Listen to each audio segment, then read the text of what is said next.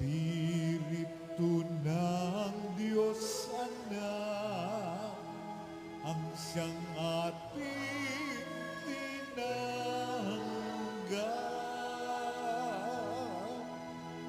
ng Diyos Ama ay matawad. Alleluia,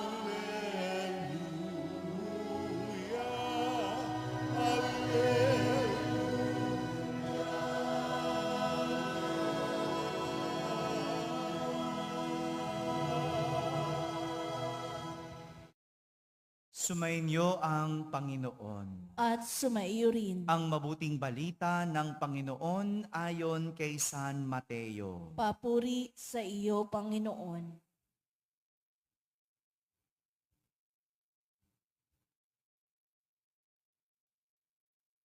Noong panahong iyon, sinabi ni Jesus sa kanyang mga alagad, "Sa pananalangin ninyo ay huwag kayong gagamit ng napakaraming salita gaya ng ginagawa ng mga hentil. Ang akala nila'y pakikinggan sila ng Diyos dahil sa dami ng kanilang salita. Huwag ninyo silang tutularan, sapagkat alam na ng inyong Ama ang inyong kinakailangan bago pa ninyo hingin sa Kanya. Ganito kayo mananalangin. Ama naming nasa langit, sambahin nawa ang pangalan mo.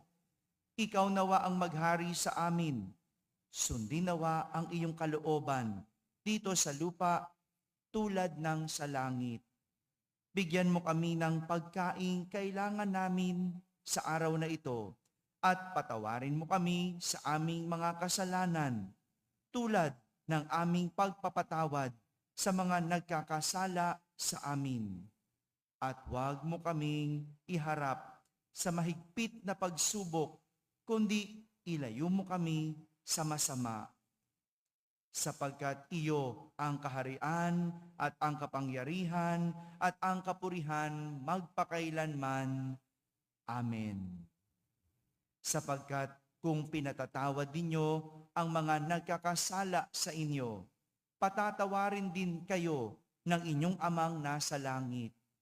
Ngunit kung hindi ninyo pinatatawad ang mga nagkakasala sa inyo, hindi rin kayo patatawarin ng inyong Ama.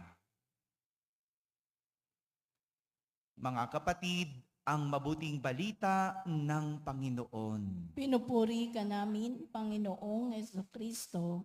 Magsiupo po ang lahat at makinig sa homilya. Isang magandang umaga po sa inyong lahat. Magandang umaga sa mga nasa barangay, sa mga nasa tahanan na nagsisimba via online at sa lahat ng nasa abroad. Kasama po kayo sa aming banal na pagdiriwang dito sa ating parokya. Matapos ni Jesus turuan ang kanyang mga alagad ng katangian na dapat nilang tinataglay. Review tayo, no? Nung Lunes, anong tinuro ni Jesus? Wala na. Ako na lang ulit magre-review, no? Nung Lunes, tinuruan tayo ni Jesus ng katangian ng pagiging mabuti kaysa tama.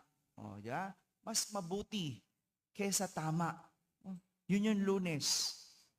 Martes, tinuruan tayo ng katangian ng isang banal. Yan, banal. Kahapon, Miyerkules, tinuruan tayo ng katangian ng pagiging matuwid. O yun naman pala, naalala, no? Mabuti, banal, matuwid. Ngayon naman, tinuturuan tayo ni Jesus ng isa pang katangian na dapat taglay ng isang alagad ni Jesus. Ito ang pananampalataya sa pamamagitan ng isang dasal. Ang panalangin na ito o ang dasal na tinuturo ni Jesus sa kanyang mga alagad ay dasal ng paghanap sa Diyos. Dasal ng paghangad sa Diyos. Gaya ng sinabi sa dasal, bigyan mo kami ng aming kakanin araw-araw. Para sa mga Hudyo, ang pagkain ito ay, ano yung sinihingi na pagkain? Hello? Tinapay, di ba? Sa English, ano yung English? Give us this day our daily bread. Oh. Para sa mga Hudyo, ang pagkain tinutukoy ni Jesus ay tinapay. Dahil ang tinapay para sa kanila mahalaga. Ito yung nagbibigay ng kanilang lakas para mabuhay. Kaya nga, sa panalangin itinuro ni Jesus, araw-araw itong dapat hinihingi. Araw-araw dapat itong dinadasal na ibigay ng Diyos. Kaya ng pagkain, araw-araw kailangan. Marami tayong pangangailangan sa araw-araw, pero hindi lahat araw-araw hinihingi. Minsan nga, hindi na natin hinihingi. Gusto na lang natin ibigay sa atin. Ay, hindi pwede. Kailangan mong hingin. Parang pangangailangan, kailangan mong pagtrabahuan. Hindi ba babagsak na lang sa iyong harapan? Ay, hindi. Kailangan mong hingin. Kaya nilagay sa panalangin ang paghangad sa pagkain araw-araw. Ibig sabihin, ikaw ang naghahanap. Ikaw ang nangangailangan. Ikaw ang lumalapit. Hindi lang kusang ibibigay. Dapat mo itong hingin at dapat mo itong hilingin. Yan ang tinuturo ng dasal. Ito yung gustong bigyang diin ng panalangin tinuturo ni Jesus, ang hangarin ang Diyos. Bakit? Dahil para sa ating mga Katoliko, ang tinapay na ito ay hindi lang pagkain na nagpapalakas ng katawan. Ang tinapay na ito ay hindi lang pagkain na nagbibigay buhay.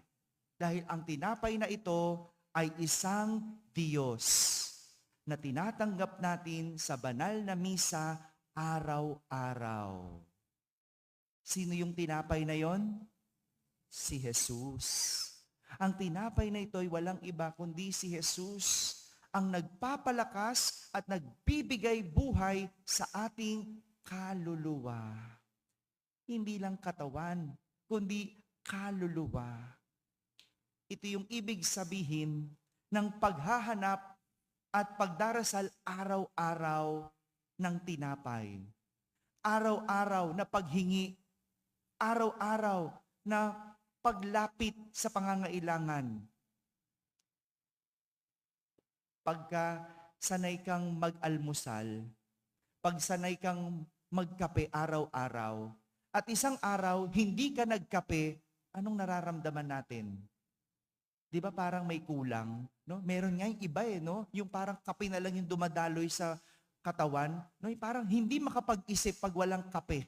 No? Bakit? Kasi sanay. Nung kami ay nasa pilgrimage, nasa Europe, no? Yung mama ko, nung pagdating na ng mga ika-5 araw, naghahanap na ng kanin. Walang kanin dun no? Sa loob ng 19 days, 3 beses lang kami kumain ng kanin. No? Nung nasa Lourdes, kasi doon may Filipino restaurant. No? Tsaka isa, nasa Paris, kumain kami sa Chinese restaurant, may kanin. Pero the rest, wala. So kung sanay ka sa kanin, ang init ng ulo mo. Kay nanay ko, minsan di nakakangiti sabi mo, kala mo, masarap ganito ha? Kasi puro pasta, puro tinapay, puro mashed potato, puro salad, ganon. At ito yung tinuturo sa atin. Yung araw-araw mong hingin. Para sa mga sanay magsimba, araw-araw, alam mong may kulang. Alam mong may kulang kapag hindi ka nakapagsimba. Diba? Pero yung mga hindi sanay, hindi ko alam kung may hinahanap pa ba silang Diyos. Yung mga hindi nagsisimba, hindi ko alam kung may kulang ba sa kanilang buhay. Mabuti pa nga ang pagkain hinahanap. Kasi sanay kumain. Pero yung Diyos, hinahanap ba? hindi sapat na tayo mamuhay ng mabuti, ng banal at matuwid na walang Diyos. Hindi sapat yon. Kaya kulang yon. Kaya yung pagpapakabuti mo, kulang kung wala kang Diyos. Yung pagpapakabanal mo, kulang kung hindi ka nagdarasal. Yung pagiging matuwid mo, kapos kung hindi ka nangangailangan sa Diyos. Mga kapatid, ito yung tinuturo sa atin. At ito yung kailangan ng isang alagad ng Diyos. Hindi lang pagiging mabuti, hindi lang pagiging banal at matuwid, kundi may pananampalataya na naghahangad at naghahanap sa Diyos araw-araw. Ito ang ibig sabihin ng Ama namin. Ang hangarin ang Diyos araw-araw. Amen? Amen.